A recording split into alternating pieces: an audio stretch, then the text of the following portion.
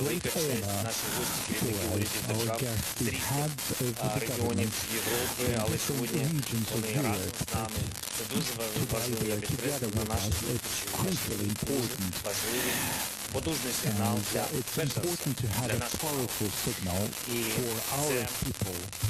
the people of Ukraine. That is the signal that unites Ukraine, that unites Ukraine with the European Union. It's the unity in the fight against Russian aggression. Dear friends, your visit is an important sign of solidarity and support to Ukraine. We highly value this.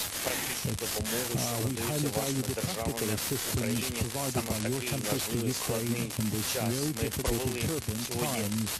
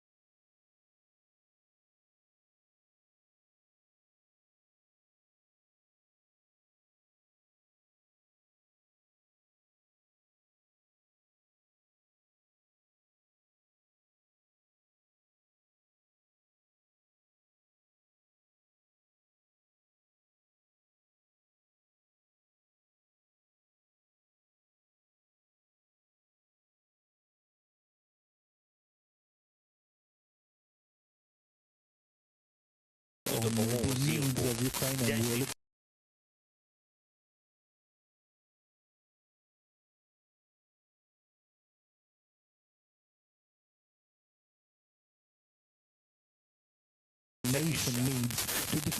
Ми вкотре пересвідчилися, що Україна має потужну міжнародну підтримку. Ми це дуже цінуємо.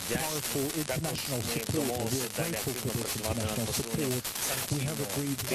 Цей тиск має посилюватись доти, доки агресія проти Російської Федерації не зупиниться. Дуже хочеться, щоб ці санкції доти з партнерами одної думки, що вони не витримують глибокі, що вони були реально those sanctions to be very effective, to be active, so that Russia would truly feel those sanctions. And I like to underline that the Russians and Russian military should feel bad, not very good after such sanctions. I'm convinced that we will be successful, and this is something we have discussed, that should we impose those sanctions, we need to impose them effectively and comprehensively. We should not only raise the issue with regards to limitation of the supply of energy resources from Russia to Europe. It should be an embargo, an oil embargo, gas embargo, and today we have discussed the reinforcement of financial support to Ukraine. We're talking specific projects on the reconstruction of our country after the war. These are the projects that our guests would participate in, and this will happen. This would mean not only the assistance with the reconstruction of Ukraine after the ruination caused by the Russian Federation. This will be a difficult task, but it's not only the reconstruction, it's about the unity, so that the people of different nations would feel that they've made an important contribution in the future of Ukraine. And we'll also talk on Ukraine's movement towards the European Union, and we believe that Ukraine has earned an accelerated path towards the European Union, and we truly count on your support, on the support of your teams, on the support of your people, your society. We believe ourselves equal. We do not believe that we are better, but we truly believe ourselves to be equal. We want to be in the same union with the partners and friends who are today with us and who are helping us, and I'm very grateful to you for that. Thank you. Заява прем'єр-міністра Королівства Іспанії. Thank you, President Zelensky, for your kind invitation and for helping us to make this trip possible. And this is a special year for Spain and Ukraine, as we celebrate 30th anniversary of diplomatic relations between our two countries. My visit today is the first ever paid by Spanish Prime Minister of the government to Ukraine. And although I would like to come to Kiev in completely different circumstances,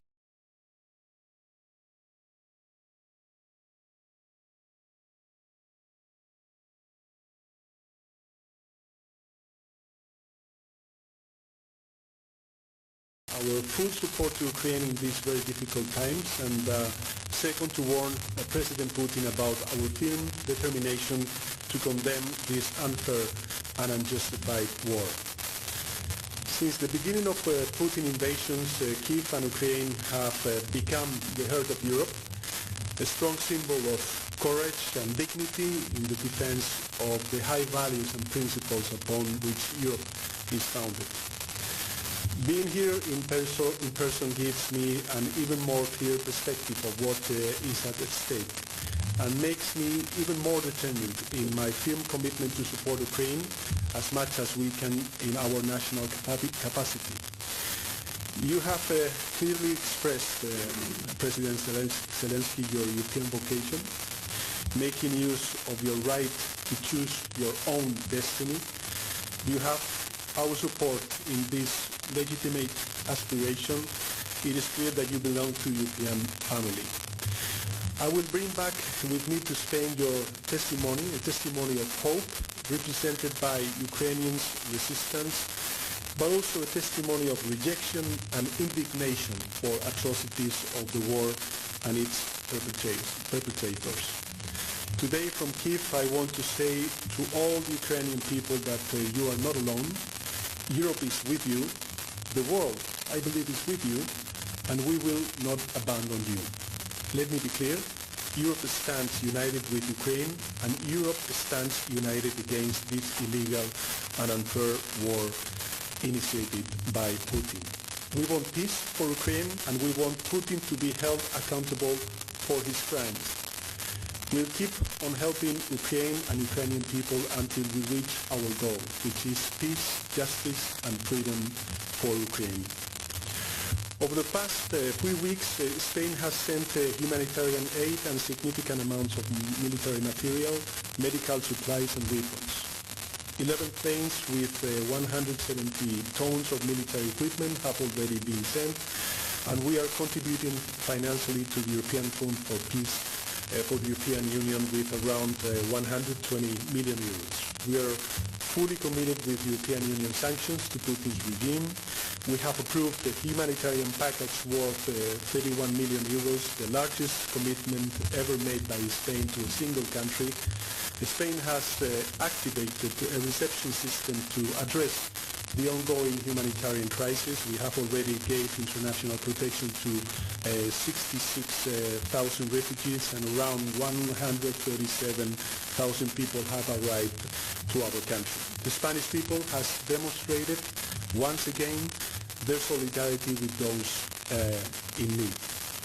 But I am aware that the needs are enormous, and Spain is committed to help. For this reason, we will continue to provide all our political support, humanitarian and financial assistance, and military equipment to Ukraine. In this regard, I would like to make the following announcements. First, on the military side, I want to announce that a new shipment of military material is on its way to Ukraine. In fact, a ship of the Spanish Navy, the Isabel, sailed off today from a Spanish port bound for Poland, loaded with 200 tons of modern ammunition and other material.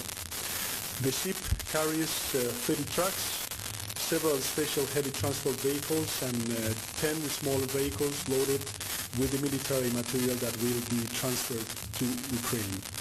This is the largest shipment made up to now, more than doubling what we have sent so far. Second, although the military support is essential to be able to win and end this war, I firmly believe that we must also fight against impunity. especially after visiting Borodianka this morning. The atrocities committed in Ukraine cannot go unpunished. For this reason, my country, Spain, is going to immediately respond to the request for support made by the Office of the Prosecutor of the International Criminal Court, the ICC, to investigate and prosecute those responsible for committing war crimes, genocide, and crimes against humanity in Ukraine. Spain is going to make available to the ICC a multidisciplinary team composed of at least 8 agents from the Ministry of the Interior, together with a team of 39 forensic doctors to conduct field work, as well as other experts to conduct laboratory work from the Ministry of Justice. The fight against impunity is a priority for Spain, and we will continue to cooperate with the ICC in full collaboration with the European Commission. Third, we will continue to protect the most vulnerable. The humanitarian aid provided by Spain will give priority to minors and women who are particularly vulnerable in conflict situations. Out of the 31 million euros we have committed, 7 million euros will fund the work of UNICEF and the United Nations Population Fund for this purpose. And fourth, Spain is going to reopen the embassy in Kiev. So President Zelensky, be sure that Spain is determined to support Ukraine in every way we can, and we will do so both bilaterally and within the framework of the European Union. Thank you very much. Заява прем'єр-міністра Королівства Данія. President Zelensky, thank you so much for receiving us in Kiev today at a very difficult time for your country. I'm deeply moved by what I have seen, heard and felt here today. We have all worldwide seen the reports and images of the horrible crimes committed by Russia in Ukraine, but today we have seen it with our own eyes, and it is heartbreaking. I deeply admire the courage of the Ukraine people as you continue to defend your country against Russia's terrible war. And wherever you might be, home or abroad, I want you to know that all of Denmark stands behind you and your country in these dark times. From the beginning, Denmark has provided substantial support for Ukraine, politically, financially, through sanctions, and with needed equipment, especially the thing you needed the most, weapons. And we will do what we can to support Ukraine also in the future.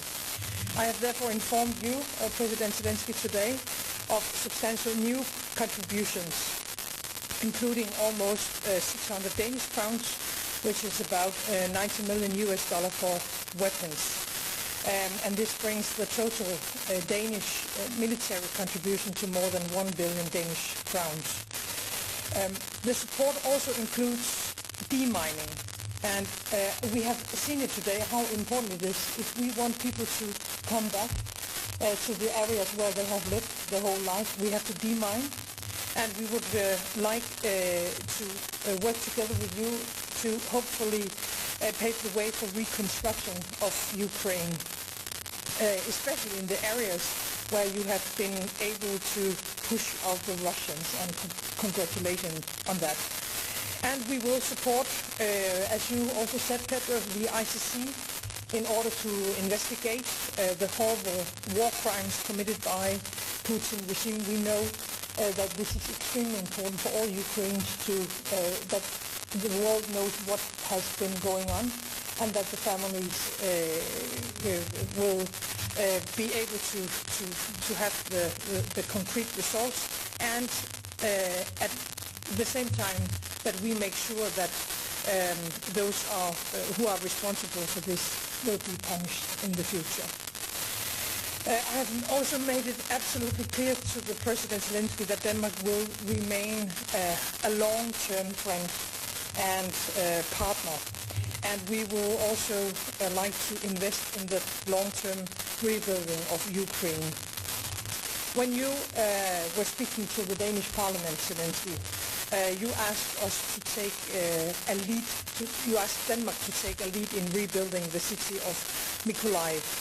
And today we have said yes to that request, and we look forward to that cooperation with you, of course, but also with other international partners. Putin has tried to divide us and to push Ukraine and Europe apart, and he has already failed in that. If anything, these last months have demonstrated without any question that is, Ukraine is a part of Europe. A united European Union and our global partners have imposed historic, harsh sanctions on Russia, and Denmark is, of course, ready to do more. Thank you so much for your leadership. The whole world is watching you, and all of us in Europe are supporting you. Дякую. Шановні колеги, журналісти, маєте можливість поставити таке запитання. Давайте почнемо. Now we have a chance to ask the question, so let's start with TV2 Denmark. Rasmus Sanches from TV2 Denmark. Mr. Zelensky, the Spanish Prime Minister, the Danish Prime Minister, they just announced that they will bring more weapons to Ukraine. But is it enough? Is it the right type of weapons you in general get from Europe right now? Do you get them in the right pace? I mean, there is a battle of Donbass going on right now. You need them very, very quickly. Do you get them quick enough? Дякую за запитання. Сьогодні більше частина нашої розмови Most of our conversation was Madam Prime Minister and with the Prime Minister of Spain. I will wait. It's very important. Yeah, thank you so much. So indeed, we've spent most of the time of our negotiations to discussing the issue of weapons and the shipment of weapons to Ukraine. This is of an utmost importance. Indeed, we had a conversation about funding, those funding that could support our pensioners, those social benefits. This is where our partners could provide us support. You have to understand that the economy in the middle of the war is not about the economy. It's about closing different gaps. That's a difficult story, but still, without weapons there would be nothing. No economy, no pensions, no salaries. There would be no one to protect. And currently we are raising the issue to have what we need to defend our country. The people of Ukraine have united. This is important, but this is not enough to withstand the large army of Russians and sticking on equipment. They have thousands of tanks, thousands of armored vehicles, artillery, many others, missiles. Well, I'm sure you've all seen that. The missiles are hitting everywhere, and currently we are holding this defense perimeter, but this defense perimeter should not be made only out of our soldiers. All of them are heroes. We would like to build this defense perimeter not only with soldiers but with heavy weapons. We have insufficient heavy weapons. We've talked a lot about this. We are grateful to our guests for the support of the systems in terms of the weapons that have already been allocated and supplied and the weapons that are en route to Ukraine. As for the priority needs, we don't have enough of them in Ukraine. It's not a question to Denmark or Spain. A large army which doesn't care about soldiers. I'm talking about the Russian army. They don't care about casualties. We care. And that's why we would like to save more lives. And to do that, we need heavy weapons, more of them.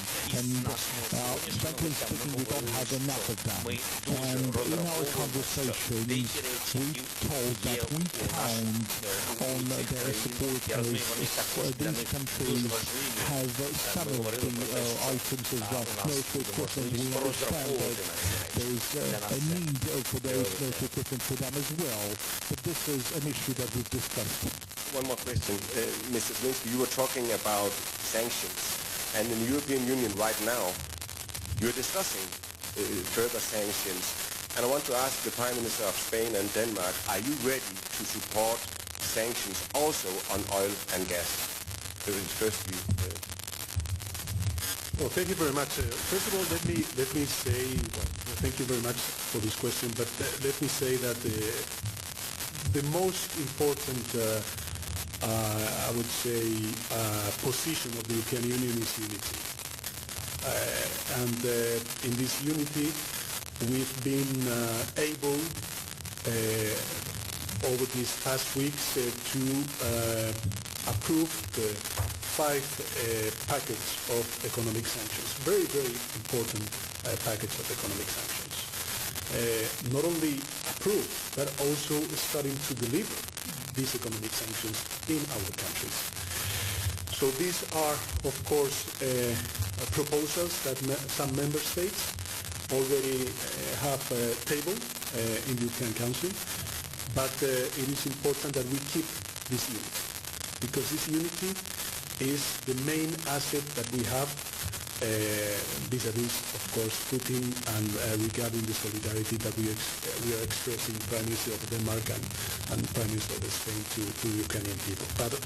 But apart from speaking about we are going to ban the oil or the gas, let me just reivindicate the economic package that we already passed in the European Council, the one that the Commission is already working and will be presented in the coming days before the Minister of Foreign Affairs, and we will debate on these new economic sanctions. But I believe that the sanctions, the strength of our unity also represents something, a very important message, not only for the Ukrainian people, but also against Putin, and of course regarding our own populations that of course are behind their government.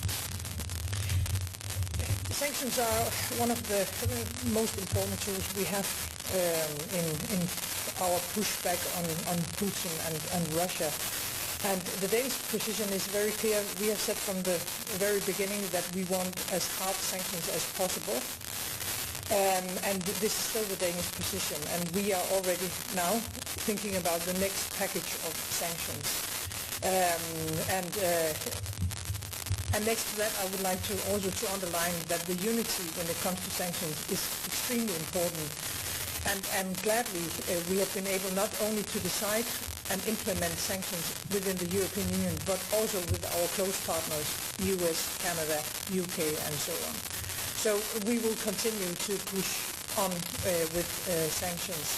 And then, Rasmus, you asked another question, is it enough what we're doing? And a short answer, Zelensky gave a very long answer, a short answer is no.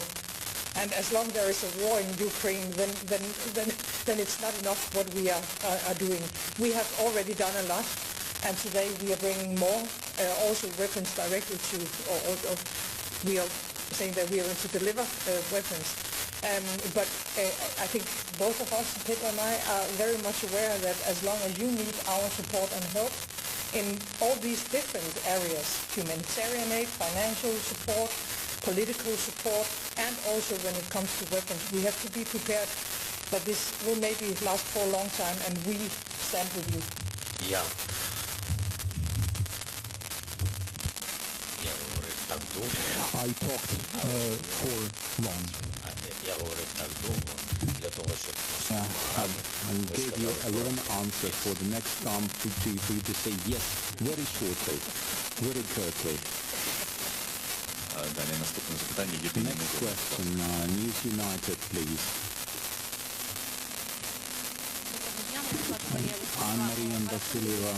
I'm from the United News Marathon. Of all the TV networks of Ukraine, I have two questions. One for President Zelensky.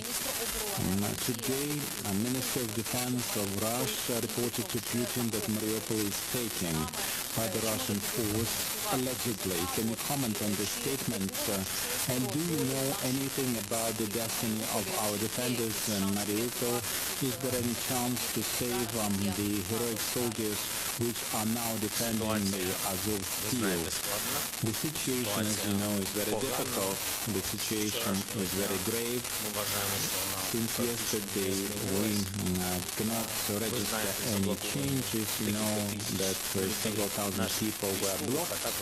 Our military and civilians also, which have been in the basements of Azov Steel, and about 120,000. I was talking to my colleagues about that. About 120,000 blocked in Mariupol, the peaceful citizens of that town. As to the humanitarian corridors to evacuate those people, we are working on it continuously and consistently and continuously. We managed to save some people. The Russians are blocking this process all the time. We had the exchange proposals for the wounded for wounded, and there are such signals received by the Russian Federation. I'm aware of that, and our military, the Azov regiment, know about this information because we are in touch with our boys there. But is Mariupol taken? Is it a true statement? I don't know what they state, especially the Minister of Defense of the Russian Federation. I am aware of the fact that they have taken the major part of Mariupol a long time ago, and there's some part that is still a stronghold of our military, and they are still defending it. They're still there, as far as I'm concerned. Another question to Prime Minister of Spain. We know that in June the European Union is supposed to give us an answer whether the admission of Ukraine is possible, whether Ukraine can be a candidate for accession. And what's the position of Spain? What Spain would recommend to the EU colleagues of yours? We understand that our semi-devastated country is not a very attractive candidate from that point of view, but on the other hand, Ukraine is a shield between the democratic Europe and the barbaric world represented by Russia. So what will be the response of Spain, and are you ready to say yes to Ukraine? Thank you. Well, thank you for this question. You know, Spain is not a founder of the former economic European Union, and nowadays the European Union. No? So we entered in the European Union back in the 80s of the 20th century. So this means that for a country like Spain, we're always positive on enlargement procedures, and we're always positive on joining other member states the European Union project. This is, of course, the philosophy and always how we enter in these debates. Secondly, the accession of the European Union for a country is a process of adaptation and transformation. And I told President Zelensky that, of course, Spain will always support Ukraine in this path. And I'm sure that the outcome of this process of adaptation and transformation would be the one that you mentioned. Дякую. Radio Spain. Radio Spain, please. France Sevilla, Spanish National Radio. President Zelensky, thank you so much for having us here.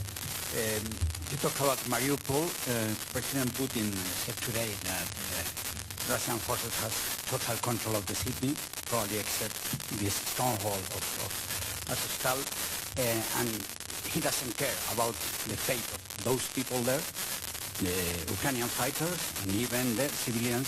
I suppose that there are 1,000 civilians in the stronghold and more than 100,000 civilians in the whole city. How can affect this situation and what is going on in Mariupol to the negotiations with the Russian government?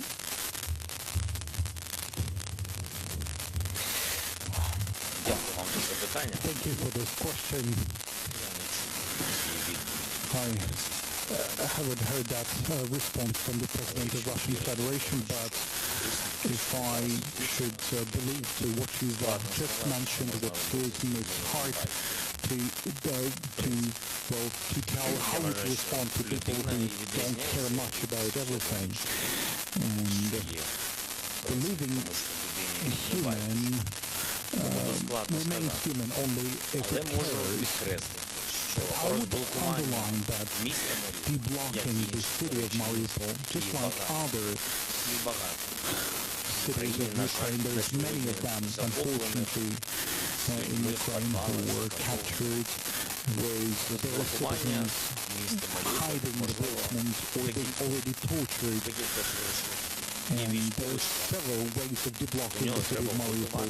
There's a military way, and you need to prepare for that. And we are preparing to be capable of doing so. And this is where we would need the support of our partners. It would be difficult for us to be on our own. We would need some respective weapons to do that. But we are thinking of that. And then the other path, that's a diplomatic and humanitarian path.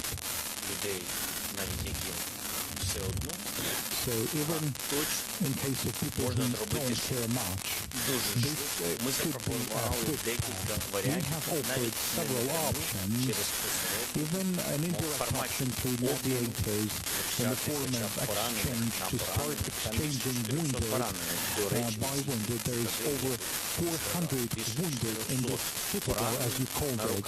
Over 400 wounded. This is only about heavy servicemen. There is also wounded civilians, there is children, and I'm sure that they will survive and they will not forget about people who do care. So, exchange of wounded, this is something we've talked about the exchange of our servicemen. We highly value the lives of our soldiers. We don't need any present and any humanitarian steps from Russia. That's why we are ready to have any steps that would allow us to save our people. We are also interested in those people who were killed and some of the people who were killed, and they were abandoned, they were left by the Russians, and we would like to return those bodies because we care. So there is a diplomatic path and a military path. There is no other paths. As for diplomatic, we've tried through Turkey, through the President Erdogan, if they are not willing to let the Ukrainians go to us, then they would be able to do that through the mediator. So we offered all the possible options. We're looking for their response. And a question for Prime Minister. After what you have seen today in the trip to Borodianka, the surrounding areas, the villages, after what you talk with the people, ordinary people in the streets of those areas that have been under Russian control, do you think that there has been committed war crimes? Even more, what do you think? You can say that this has been a kind of genocide, because there is some kind of polemic about that, the war genocide. What do you think about that? And if Mr. President and Madam Prime Minister doesn't care, if they don't mind, after your answer in English, we are Spanish media, radio, television, if you don't mind to repeat your answer after English, also in Spanish. Thank you. First of all, thanks for this question. I think that Prime Minister of Denmark stated in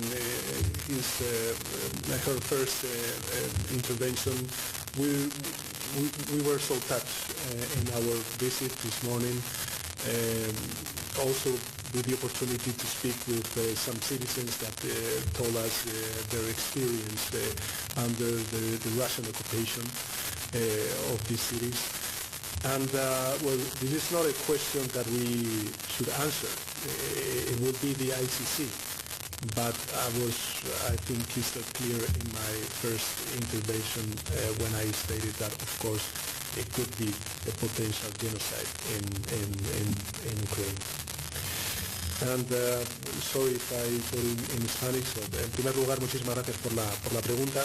Como le decía antes, tanto la primera ministra danesa como yo mismo hemos tenido la ocasión de poder visitar algunas de las zonas afectadas por la invasión rusa, hoy liberadas y bajo el mando del gobierno ucraniano, y nos hemos conmovido y nos hemos emocionado por los propios testimonios, tanto de los militares como de los propios vecinos y vecinas que durante días estuvieron bajo la ocupación rusa. Nos hablaron del trato que recibieron por parte de las tropas rusas, también de la imposibilidad que tuvieron muchos de los militares de poder recoger los cuerpos de sus compatriotas. Algunos de ellos debajo de los escombros tenían la constancia de que estaban vivos, pero no pudieron ser capaces de recuperarlos y por tanto murieron. Y en efecto todo eso es algo que, más allá, como decía la primera ministra danesa, de verlo en los medios de comunicación, y gracias además al trabajo que hacen ustedes, el poder verlo en primera persona es algo que emociona. Y en ese sentido, y respondiendo a su pregunta, creo que en mi primera intervención he sido claro. No solamente estamos hablando de crímenes de lesa humanidad, crímenes de guerra, sino que efectivamente tendrá que ser la Corte Penal Internacional la que, en fin, certifique o no si se han producido un caso de genocidio aquí. Pero yo en mi primera intervención he abierto lógicamente la puerta a ello. Okay, thank you very much. Нас захід завершено. This is the end of the press conference. Thank you.